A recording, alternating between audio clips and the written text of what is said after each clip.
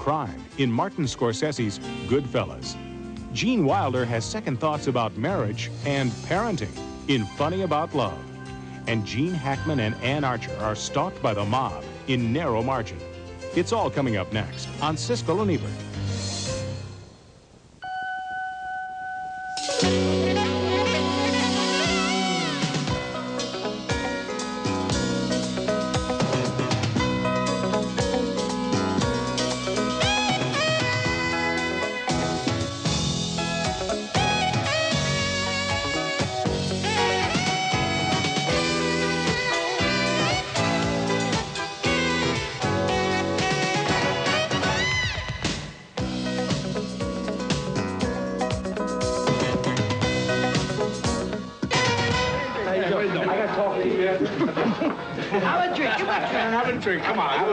Ray Liotta, Robert De Niro, and Joe Pesci are brutal mobsters in Martin Scorsese's decidedly unromantic view of the workaday life of New York mobsters in Goodfellas.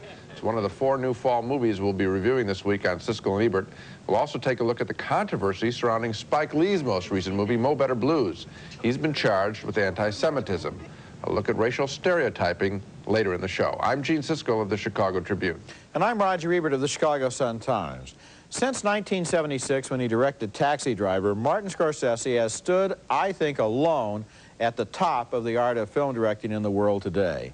His Raging Bull was generally conceded to be the best film of the decade of the 1980s, and now with Goodfellas, Scorsese has scored another magnificent achievement. This is a great film, a film about Scorsese's favorite subjects, the great tragic subjects like avarice and jealousy, murder and guilt, and it ranks with The Godfather in his portrait of the crime syndicate.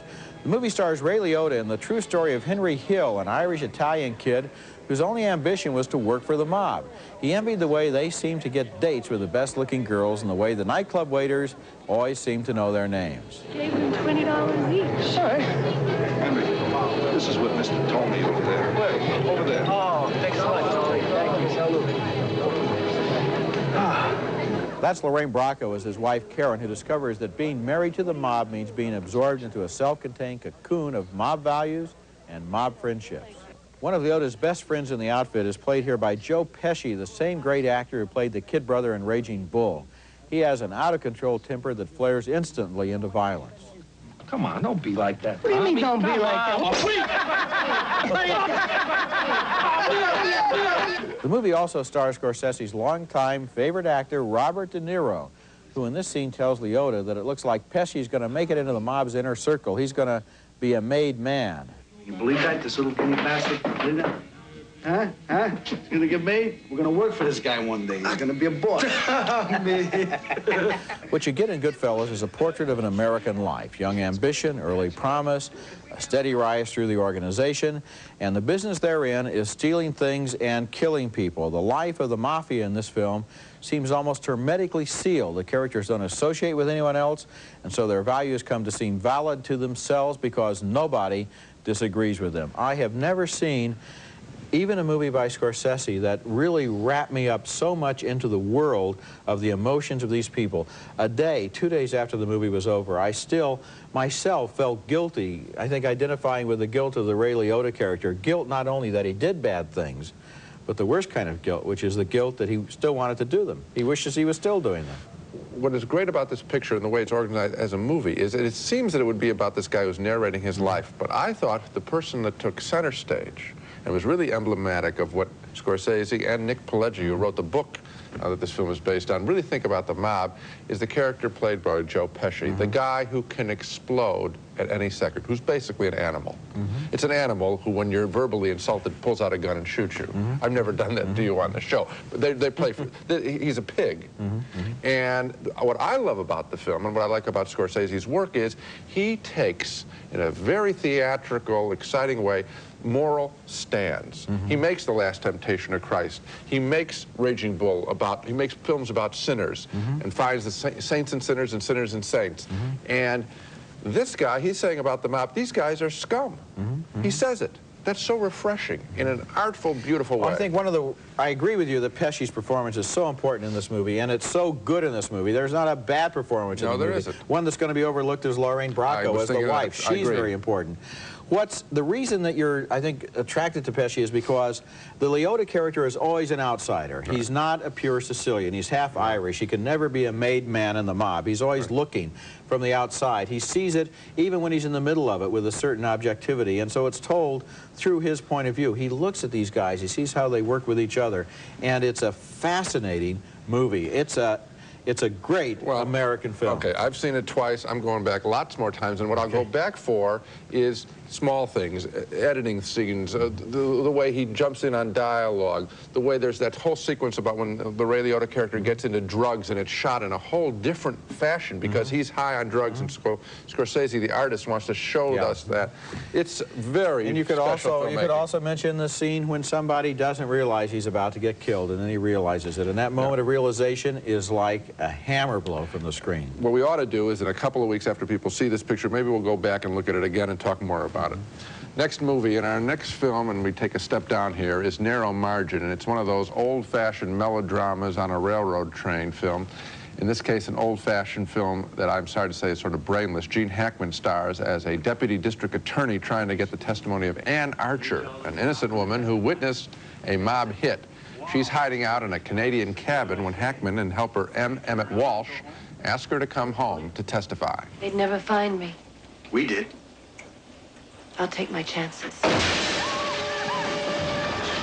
You know, you might think they would have heard that helicopter coming in the wilderness. Anyway, Hackman survives the attack and jumps on a train with Archer, only to find out that mob hitmen have infiltrated the train, too. Here, one of the mobsters, the solid character actor James B. Sicking, offers Hackman a deal. I suppose there's two reasons why someone would remain a deputy district attorney. You are either rich or you're afraid to go out on your own. No, there's a third reason, too. I don't like people like you. And I really don't like people like your boss. I enjoy putting you away, I really do. I know that a picture like Narrow Margin isn't supposed to be taken seriously. You're supposed to just lean back and enjoy it, but I couldn't because of the obvious writing in the film. And one of the things that really bugged me is that Ann Archer's character was pretty much of a dingbat. I like thrillers where characters are smarter than the audience. That's just not the case in Narrow Margin. This is one of those movies where you sit through the whole film thinking about thing after thing after thing that isn't consistent, that doesn't pay off, that doesn't make sense, that you can't believe. My favorite speech by Hackman is, "We're safe now. They won't act until morning because they don't have to. So therefore, we can go to sleep or we can wait all night." Then in the morning, when it's time for them to act, he decides he'll go to the diner and get a cup of coffee. "Would you like one?" She says, "Oh, that sounds like a great idea." So he goes to the diner to get the cup of coffee, and what do you know? The bad guys find him there. There were so many ways that anyone in the audience could figure for these people to get off of that train and away from those guys that it wasn't even funny. That's the biggest thing. In other words, I would have at some point had them get off the train. I would take my chances in the wilderness over these people, especially if I jumped off shortly after the train left the station. I mean, it just doesn't make any sense. You know you're in trouble if you've made a thriller, and even movie critics know how you can get away from the killers. Later in the show, a review of The Tall Guy, starring Jeff Goldblum as an American actor in London playing the Elephant Man in a musical. And coming up next, Gene Wilder and Christine Lottie want to have a baby, but they can't agree about the timing or much of anything else in Funny About Love. What's this little pocket for? Ice. Tell me who the Bulgarian bear wrestler is who made this. I'm the Bulgarian bear wrestler. This is delicious. And even when he does the double take to show that he now realizes he likes this girl, so he's going to praise her coffee, it's not convincing. That's Gene Wilder as a cartoonist, Christine Lottie as the chef he falls in love with, and Funny About Love, a movie that is not funny and is certainly not funny about love, and is one of the most annoying and inept movies I've seen in a long time. Here is a film that has a genius for awkward scenes, dopey dialogue, and sentiment so shameless it is actually offensive. In the movie, Wilder and Lottie get married and want to have a child. The movie's gimmick is that these two people never seem to both want to have a baby at the same time. Come on, we agreed to wait, right? Meg, how many more years do you think you can have a child? When their marriage breaks up, Wilder tries an affair with a young TV producer played by Mary Stuart Masterson. You are single-handedly responsible for the whole resurgence of political humor for my entire generation. Well, thanks. I think you have to give a little credit to Ronald Reagan. And maybe Dan Quayle. Mary Stuart Masterson is the only actor who emerges intact from this mess, maybe because they give her something fairly harmless and peripheral to do, but even she would have had a hard time with some of the dialogue in this movie, which drones on and on and on. and his meaningless, if not offensive, touch me, feel me cliches, and then occasionally he breaks out into the most astonishing bad manners. For example, when I know what you're going to say. You know what I'm going to say. When Gene Wilder is there with his sister and his father and the woman that his father wants to marry, and the conversation kind of drags, and somebody says, gee, for this conversation, we could have just kept Mom on life support. I mean, you just want to, scream, you want to throw things at the screen. You know, Farrah Fawcett, her entire character and her entire role were cut out of this movie, and that is one of the biggest breaks in Farrah Fawcett's career. I didn't even know she was in it. She is lucky. This movie, you know, I don't talk to you during the movies. No, you don't. No. Okay. But I said something to you at one point, and I said, I've seen it all. Okay, 21 years I've been doing this job. It's the first time in a comedy that I ever stood up in amazement and shock and horror at a comedy. I got out of my seat, and you know, I don't know if you remember the scene. It is when... It's in the locker room with the Knicks. Mary Stuart Masterson takes Gene Wilder to a basketball game. And he gets to meet Patrick Ewing, the big New York Knicks star. And so here's huge Patrick Ewing and Mary Stuart Masterson. And it's his birthday. Yeah. It's Gene Wilder's birthday. And so he gets to meet Patrick. He says, and so Patrick says, you know, happy birthday to him or something like that. And then he says, and by the way, she's pregnant. There are so many lapses in taste and tone and style and consistency in this movie that you would be hard-pressed to keep track of them. At the end, I don't want to give away the ending, assuming anybody stays that long.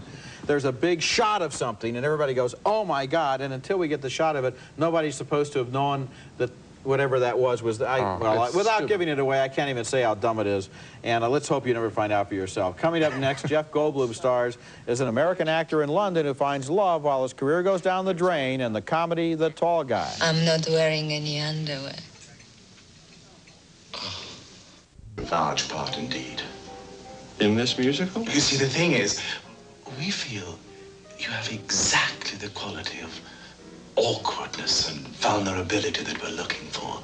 That's Jeff Goldblum in the comedy of The Tall Guy, playing an American actor in London who is looking for both a good part to play and for a woman to love. Turns out the woman is easier to find. She's a nurse played by Emma Thompson, and she's more honest about sexual attraction than is Goldblum, who's been taking his time getting up the courage to ask her for a date.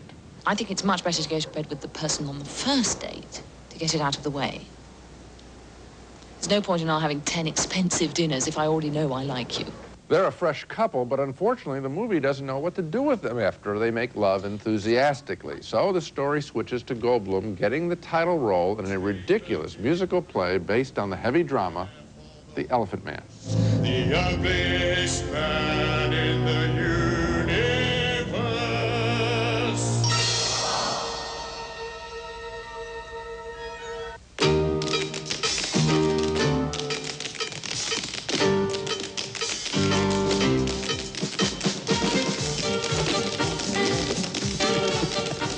And a little of that goes a long way. We get a lot of it. There's also a dismal subplot between Goldblum and another more successful actor played by the hilarious British comic actor Rowan Atkinson.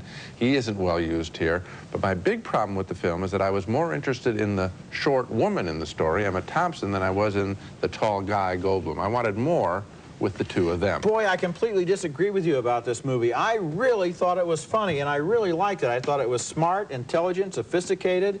It assumed that the audience knew something about the theater. It was able to make references to the theater without having to explain everything and come to a dead halt in order to account for stuff. It's like My Favorite Year or The Producers. It's this kind of hilarious backstage look at the world of theater. This musical Elephant with an exclamation point is the funniest phony musical in the movie since Springtime for Hitler and The Producers.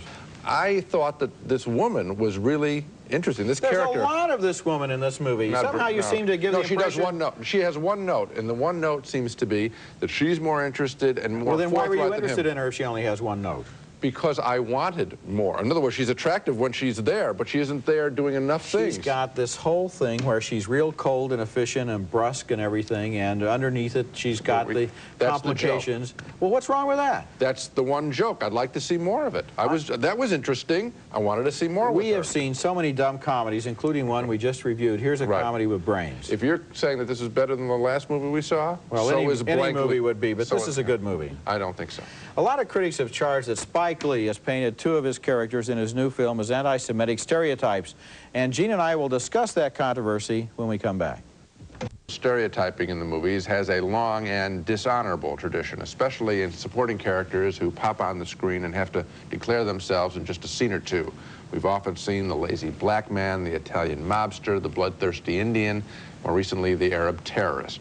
That means stereotyping went on in Hollywood for years before filmmakers like Spike Lee began decrying racial name-calling, as in his great film, Do the Right Thing, where he gives us a race-baiting scene to end all others. Fried chicken and biscuit-eating monkey ate baboon. Little slanty-eyed, Mino-speaking American, own every fruit and vegetable stand in New York. You Goya bean eating, 15 in a car, 30 in an apartment, pointy shoes, red wearing. No! Hold up! Time out! That scene is an important, needed statement, but in the last month, Spike Lee himself has been charged with racial stereotyping in his latest film, the jazz drama Mo Better Blues. He portrayed the owners of the jazz club where Denzel Washington performs as glib Jewish money grubbers, even adding an unflattering light bouncing off their eyeglasses. They were the Flatbush brothers, Mo and Josh, and shortly after the movie was released, complaints from a wide variety of critics and jazz writers and Jewish groups followed, and articles with titles like Spike Lee's Jews and Charges of Racism, The Bigotry of Spike Lee. Lee himself replied in an article in the New York Times declaring flatly that he wasn't anti-Semitic, that his movies were being scrutinized far too closely because he was black, and that too big a deal was being made out of a couple of characters with precious little screen time. When I asked him directly about it before all the negative press started, he told me he didn't think that the club owners were any more representative of Jewish people than his vulgar, fat, black comic in the same film was representative of African Americans. Of course, the obvious difference is that the Flatbush brothers were the only Jewish characters in the movie. Now, neither Roger nor I made any mention of the stereotyping in our original review on this show. Roger said after the taping, in fact, that he didn't realize the Flatbush boys were Jewish. He thought they were simply New Yorkers. I knew they were Jewish, didn't like the stereotyping, thought they were truly minor in the story, and thought and still think that Spike Lee has a right to portray his characters any way he wants. And then in the past month, I thought about the truth. And the truth would be that some jazz club owners must have been truly tight-fisted with money. And maybe Spike Lee wanted these guys to stand in for all white businessmen who he thinks have exploited black talent over the years. But still, I believe the truth must have been that even the most tight-fisted jazz club owner did love jazz. You don't go into that profession simply to make a buck. There are easier ways to do that. And if Spike Lee had included just one line of dialogue from either Josh or Mo Flatbush saying something like, yeah, we're tough, but we love your music, I don't think Lee's critics would have a leg to stand on. And what I learned from that is how precious a single line of dialogue in a movie can be. It can make the difference between an ugly stereotype and a provocative portrait. Well, I think you make a very intelligent argument about this issue, Gene, and I've thought about it a lot because originally, as you said, I didn't realize they were even supposed to be Jewish. And now, of course, I realize how naive I am, and I must come from some small town in downstate Illinois where everybody who isn't from there comes from Mars. Or New York. I think people were disappointed in Spike Lee because in Do the Right Thing, they saw and heard unmistakably this important new voice that was reaching out to all races in America and saying, look, we got to listen to each other and we got to talk to each other or we're not going to get anywhere. And then they didn't like to see him doing in this movie what he wouldn't like other people to do in other movies. It happens all the time. Hollywood, as you said, has a long, long history of racial stereotyping. In a movie we did on this show, Narrow Margin, the superior officer is a black man who tries to obstruct Gene Hackman's pursuit of justice. This is a new cliche in the movies. Now, instead of the black being the janitor, he's now the superior. He got kicked upstairs. He still doesn't get to be in the middle of the movie. And so we have the black cop who is now calling the heroes on. He's always the chief. It's a new cliche. These cliches happen all the time, and I think the answer is, if an effort is made, as you say, to make the character into a three-dimensional human being, to show that he has many, many different elements that make up his personality, then you can't make this charge. I think Spike left himself open. One line doesn't take a long time, but it would have been dead on. And then every other charge that he may legitimately feel about exploitation of black talent would still hold up. Coming up next, we'll take another look at the movies we reviewed on this program. Now let's take another look at the movies we reviewed on this show. Two very admiring thumbs up for Martin Scorsese's Goodfellas, a story of everyday life in the mob. We both think it's clearly one of the year's best films. Two thumbs down, though, for Narrow Margin, the limp and disappointing train chase thriller with Gene Hackman and Ann Archer. Two more thumbs down, way, way down for Funny About Love, but a split decision on The Tall Guy with Jeff Goldblum and Emma Thompson in love. I thought it was smart and funny. Gene thought the musical satire went on too long, and there is no question but that Goodfellas is the movie to go out and see for a great experience. This is great filmmaking, and you can see it again. I'd love to see it double billed with the whole Godfather saga at the end of this year when we get part 3. It's quite special. The high and low this week, Goodfellas in the high, and Funny About Love way down low. Way, way low. That's it for this week. Next time we'll be back with reviews of Texasville, starring Jeff Bridges and Sybil Shepherd in the sequel to The Last Picture Show, and also Pacific Heights, starring Michael Keaton as the deranged tenant of landlords Melanie Griffith and Matthew Modine. That's next week, and until then, the balcony is closed.